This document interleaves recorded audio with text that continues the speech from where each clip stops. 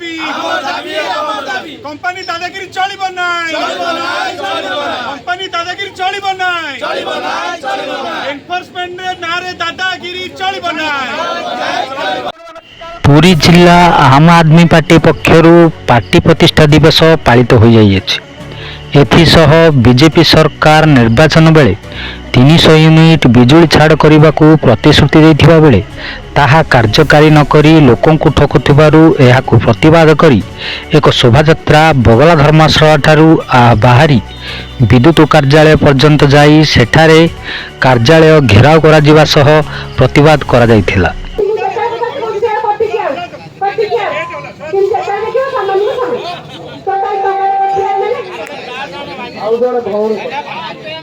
Hello hello मु प्रिया कहूची तो जो आमे सोईसला घर अवस्था बेले तमे घर बसी की कहिलो तमे काई की बिल देई ना बोली। हां आमे मां भौणी तो केई भाउज तमे केई मानिबा नहीं। हां तमे भाई हो कि मामू हो कि जिया हो तमे घर बसी की कोई तुरंत हमरे बिल नहीं गछो। जवाब दबो सियाजी जवाब दबो हम घरे पस्तो जवाब घर को आसीबु जोतारे पिटिबु चलुची हम कने जानि तुबी करे तो मीटर खराब 10,000 प्राइम पकेले तने 5,000 दे दियो माइनस कर दबु मु 5,000 धार करी देले से 10,000 आजी दे 5,000 आउची इलेक्ट्रिक मागु चोती मु कने मु देई पारबिनी तमते नेलो 5,000 काटी दबो कहलो कंप्यूटर रु जमा काटू ना ए पर्यंत मागु चोती बहुत दे आईन पके चती मते 10,000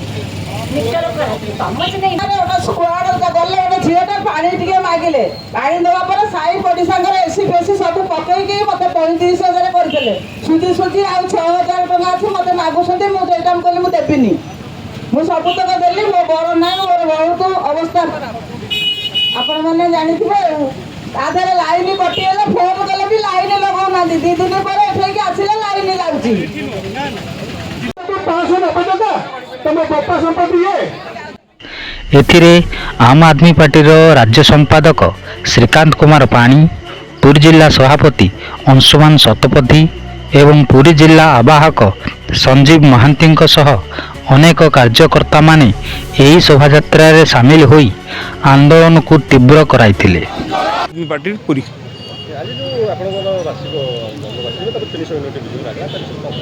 देखो सब बड़ कथा आम आदमी पार्टी आज आम प्रतिष्ठा दिवस अरविंद केजरीवाल गोटे जो नुआ ना देले वर्तमान पाइंका भारत राजनीति जदि कौन गोटे विषय राजनीति हुए ताले शिक्षा स्वास्थ्य बिजुली पानी रोजगार राजनीति गोटे नुआ भाव आरंभ है जहाँकि साधारण लोक कथा आज से ही साधारण लोक कथा आज ओडिशार कथा जदि आम कहवा ताले निर्वाचन प्रतिश्रुति आमको दि जाइए 300 यूनिट बिजुली दिज्व यही बीजेपी नेता मैंने खोला मंचर से कहते किंतु ताहा नक बर्तमान स्मार्ट मीटर लगे आमठू पैसा लुटिया बढ़ले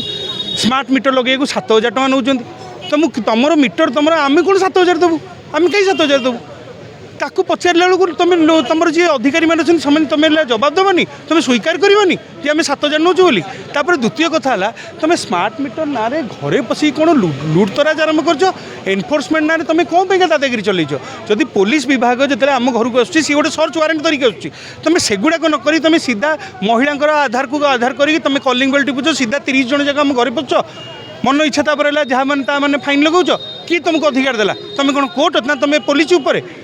तापर सबुठ बड़ कथा है पुरी रे वर्तमान पाइंका जो कोर्ट अच्छी कंज्यूमर कोर्ट अच्छी जो लोकर केस भी होची एठी ताकू बुझीबा को अधिकार ना जे आमको समस्त को जीवा पड़े भुवनेश्वर गोटे साधारण लोक केते दौड़ भुवनेश्वर तुम इलेक्ट्रिक वाला तुम पैसा नब आमको मैंने लांच भी नौ आपने शुणिले अभियोग केते केते टंकार लांच नौ अधिकारी मैंने एक्शन हेनी 192,000 टका जी मुख्य अच्छी तार उपर अच्छी 192,000 टका सी निजे बिजुली बिल बाकी रखी तार केस अच्छी तार तो 6 मास 8 मास हो वर्ष हो तार पर्यटन सल्व हो पारनी किए से लिखित आकार देव आम मान साधारण लोकर केस सल्व हम बोली आम पर खुलासा कलु पुरी सहर में 60 जनकर 20 टका इलेक्ट्रिक बिल आसूँ मैंने एक्शन नहीं तुम कौन पाइज टंका पाइज सुना पाइज दान पाइज कौन पाइज जे तुम विरुद्ध एक्शन नहीं पारन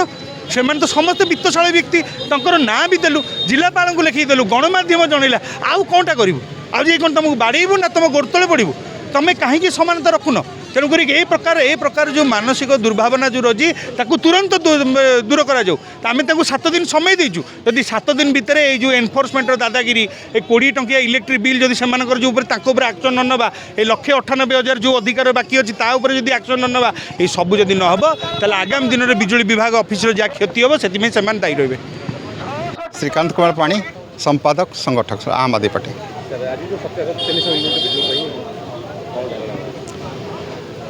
आज गोटे आम लगी बड़ दिवस कारण आम आम आदमी पार्टी आज प्रतिष्ठा दिवस आम प्रतिष्ठा दिवस प्रण नहींचु जे आगामी दिन में जो सरकार आमको मिथ्या प्रतिश्रुति दे 300 यूनिट दब बोली कहला 300 यूनिट कौ परिप्रेक्षी देवे बोली कहते जिते पूर्व सरकार कहते। କିଛି ସମୟ ପରେ ବିଦ୍ୟୁତ କାର୍ଯ୍ୟାଳୟ କର୍ମଚାରୀମାନେ ପହଞ୍ଚି ବୁଝାସୁଝା କରି ଏହାର ସ୍ଥାୟୀ ପ୍ରତିକାର କରିବାକୁ ପ୍ରତିଶ୍ରୁତି ଦେବା ପରେ ଘେରାଉରୁ ପାର୍ଟି କର୍ମକର୍ତ୍ତାମାନେ ଓହରିଥିଲେ ଏବଂ ପରେ ଏକ ଦାବିପତ୍ର ଜିଲ୍ଲାପାଳଙ୍କ ନିକଟରେ ଦେଇ ଲୋକମାନଙ୍କ ପାଇଁ ନିଜର ଦାବି ଉପସ୍ଥାପନ କରିଥିଲେ।